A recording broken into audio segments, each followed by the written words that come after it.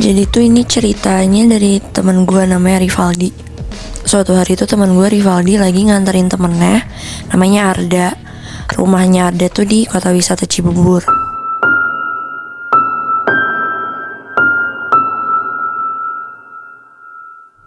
Nah waktu itu tuh Valdi nganterin Arda tuh sekitar jam 12-an. Dan Valdi tuh nganterin Arda naik motor. Mereka berdua 12 malam. Iya 12 malam.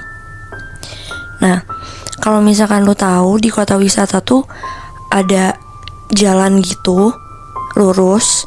Nah tapi tuh jalanannya tuh kayak lurus, terus ada belok kiri dikit gitu. Karena itu di tengah jalanannya tuh ada pohon. Jadi jalannya tuh agak belok tuh gara-gara ada pohon di tengah jalan itu. Oh. Nah pas Valdi nganterin Arda tuh, mereka tuh ngelewatin jalan itu untuk rumahnya Arda.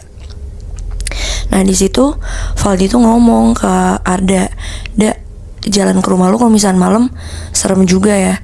Itu tuh sebelum mereka ngelewatin si pohon itu tuh. Terus tiba-tiba Arda ngomong, "Di, lu baru kesini ya pertama kali?" "Iya, kenapa deh emangnya?" "Lu lihat deh tuh, jadi posisinya mereka udah mulai ngedeketin ke pohon itu loh, udah mau ngelewatin." Di situ Arda sambil nunjuk-nunjuk ke pohon gitu kayak, "Lu lihat deh di pohon itu. Kenapa emang banyak tuh yang sering kecelakaan lewatin jalan ini." Pas banget posisi kecelakaannya tuh di pohon itu. Pohonnya tuh tengah jalan banget gitu maksudnya, Chef. Iya jadi tuh iya kayak yang tadi gue bilang, makanya jalannya lurus, kenapa belok dikit ke kiri tuh gara-gara ada pohon itu di tengah jalan. Oke. Nah di situ Valdi ngomong kayak, "Apaan sih, dah nggak usah ditunjuk-tunjuk," gitu kan. Nah intinya udah akhirnya Valdi udah nganterin Arda balik. Ya Valdi balik sendiri kan untuk ke rumahnya dia naik motor. Nah pas banget dari arah kompleknya Arda mau keluar tuh ke jalanan, Valdi tuh ngelewatin jalanan itu lagi yang ada pohonnya. Pas lagi ngelewatin itu tuh, tiba-tiba yang tadinya motor Valdi gak kenapa-napa, jalannya juga normal-normal aja gitu, tiba-tiba ada bunyi suara kenceng itu kayak, lu tau gak sih suara bunyi ban pecah? Oh. Nah iya tiba-tiba tuh ban motor Valdi tuh pecah. Anjrit. Ya mau nggak mau Valdi ya harus berhenti dong Di untuk. pohon itu. Iya pas banget di depan pohon itu. Anjir. Oh. Nah di situ Valdi ya mau nggak mau berhenti. Ya maksudnya kayak matiin motornya, dia standarin ya dia turun kan untuk ngecek si motornya. Dan pas dia ngecek bener aja sobeknya tuh beneran sobek gede banget Muy. Ya udah dong. Nah di situ akhirnya kan lu tahu gak sih kalau misalnya lu nenteng motor mogok aja kan itu berat kan. Ini plus lagi kan bannya juga pecah kan. Jadi makin berat. Nah pas Valdi mau nenteng gitu kayak udah ngelewatin pohonnya dikit lah, dia ngerasa capek. Ya udah akhirnya dia sempet berhenti untuk duduk untuk nungguin siapa tahu ada orang sekitar atau gak satpam lah yang ngelewat dan bisa ngebantu untuk nge-towing motornya kan. Iya. Tapi kayak 15 menit dia tungguin gak ada, 20 menit dia tungguin gak ada.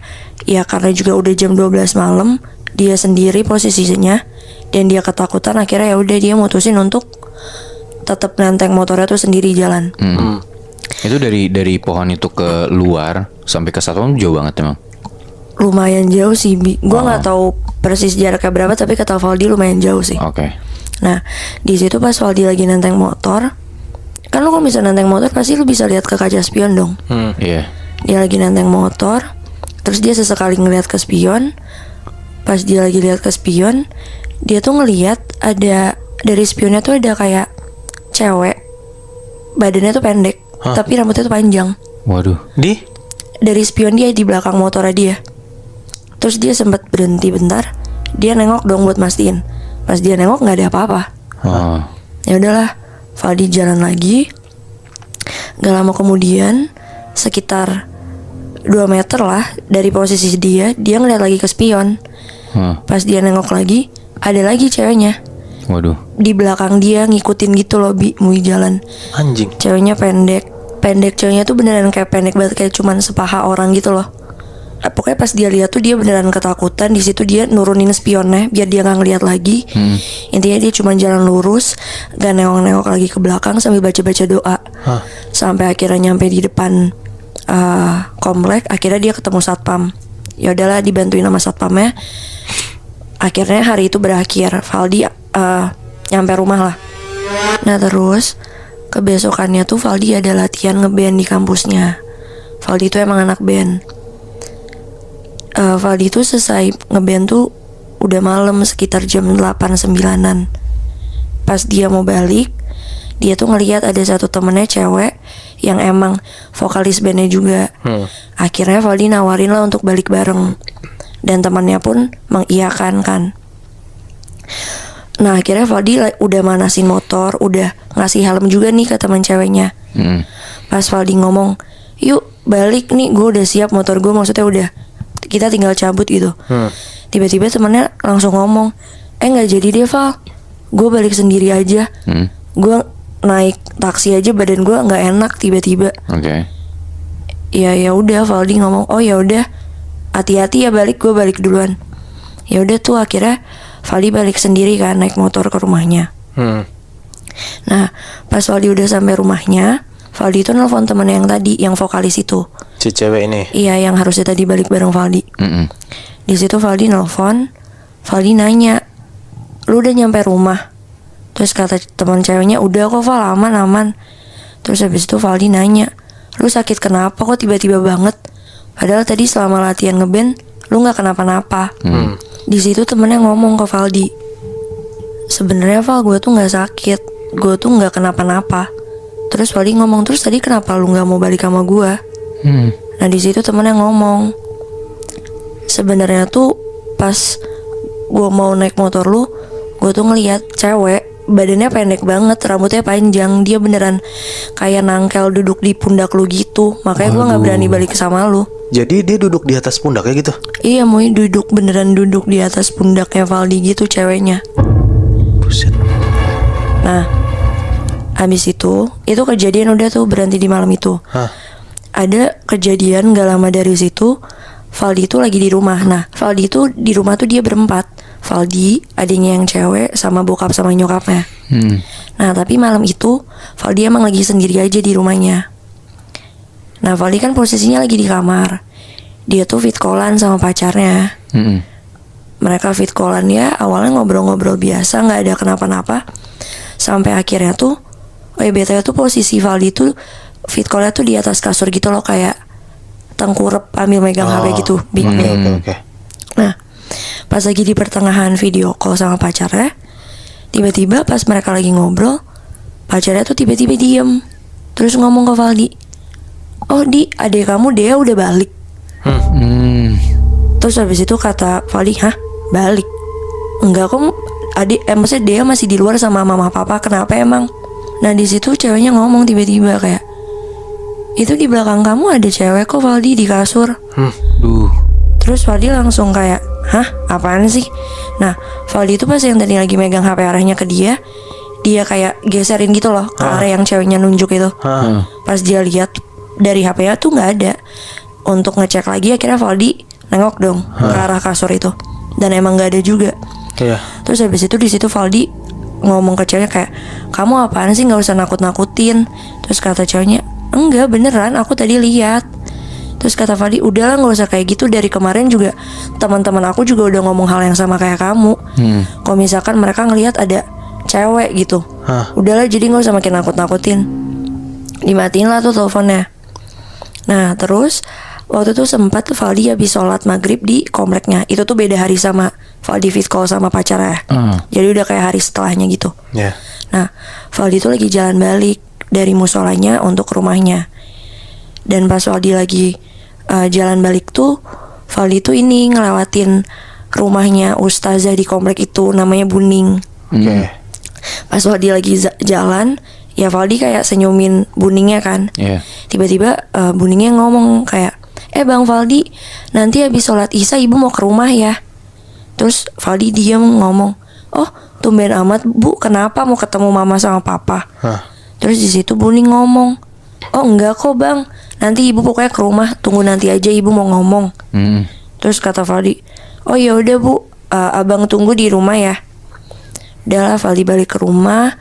Pas udah selesai sholat isya, berarti kan sekitar jam 7:30, jam 8-an ya. Di situ nggak lama kemudian Buning datang ke rumahnya Valdi. Mereka duduklah di ruang tamu. Terus habis itu Valdi yang ngasih teh untuk ke Buningnya kan. mereka sempet ngobrol-ngobrol gitu, kayak nanya, Valdi gimana kabarnya? Ya basa-basi gitu. Chit-chat Iya, aja. ya, ngomong-ngomong kecil gitulah. Sampai akhirnya Buning ngomong, Bang, ibu mau nanya deh. Terus Valdi bilang, iya kenapa Bu, tanya aja. Kamu belakangan ini ngerasa aneh gak sih? Terus Valdi bilang, enggak sih Bu. Anehnya gimana gitu kan, kata Valdi. Ya kamu ngerasa aneh aja, kayak ke diri kamu. Terus Valdi ngomong, kalau abang sendiri sih gak ngerasain aneh Bu, tapi beberapa hari ini, belakangan ini, teman-teman Valdi tuh ngomong, kalau misalkan ada orang yang ngikutin Valdi, di situ Valdi nggak ngasih tahu tuh sosok yang ngikutinnya gimana.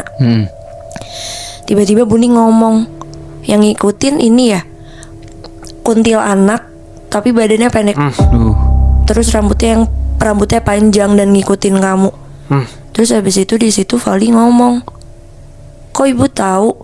Terus habis itu Buning ngomong, itu makanya Bang, ibu nanya ke kamu belakangan ini lagi ngerasa aneh gak?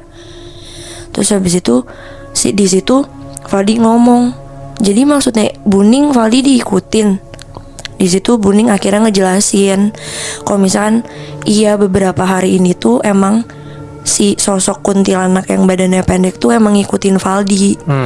Emang ngikutinnya tuh yang beneran yang tadi lu nanya Mui ke gue, yang duduk di sini bahu. Setelah Buning kasih tahu, akhirnya Buning ngomong kayak, ya udah Bang, ibu cabut ya, karena kebetulan emang Buning tuh emang kayak orang pintar juga kan. Di situ akhirnya intinya sih katanya Valdi, si Valdi cerita ke gue cuman singkat doang. Kalau misalnya Buning udah langsung intinya ngusir si cewek ini. Iya, si kuntilanak ini, dan emang udah nggak balik-balik lagi. Nah sampai akhirnya suatu hari Valdi keinget kalau misalkan kejadian yang dia habis nganterin Arda balik, yang tiba-tiba motornya yang motornya tiba-tiba bannya pecah itu di depan motor. Nah dia tuh keinget akan kejadian itu, dan di situ dia inget, oh iya itu ternyata pertama kalinya dia lihat sosok itu, dan mungkin dari detik itu si Valdi itu diikutin. Dan katanya Valdi juga Buning sempat ngomong kalau misalkan si Valdi itu diikutin karena katanya kuntilanak yang badannya pendek itu naksir sama Valdi. Waduh. Gue sering banget juga sih dengar kalau misalnya ada sosok cewek tuh ngikutin teman-teman gue yang cowok karena naksir. ditaksir. Iya. Kayak gitu. Padahal yang nunjuk pohonnya tuh Arda loh. Iya, yang nunjuk pohonnya Dan Arda. maksudnya Valdi gak ngapa-ngapain, tapi Valdi yang kena. Pas si Arda nunjuk pohonnya, Valdi takut nggak, Chef? Valdi takut lah, karena kan di situ Valdi ngomong kayak, apaan sih nggak usah ditunjuk-tunjuk, digituin. Dan karena itu juga posisinya malam, dan Valdi emang ketakutan. Apa mungkin kuntilanaknya tahu kali kalau misalnya si Valdi takut ya, makanya diikutin juga. Bisa jadi tuh. Mungkin